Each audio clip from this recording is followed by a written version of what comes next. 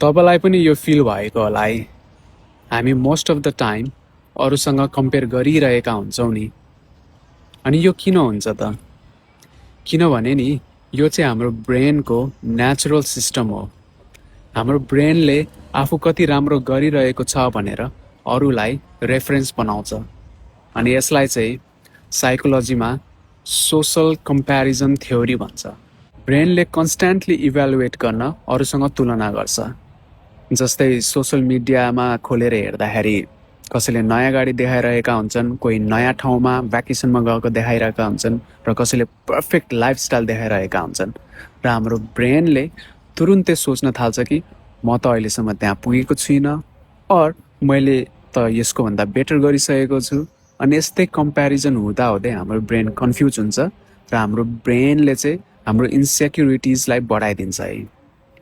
त्यसैले it's very important to remind our self that everyone is running a different race.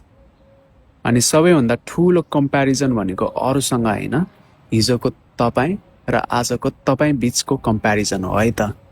Cheers!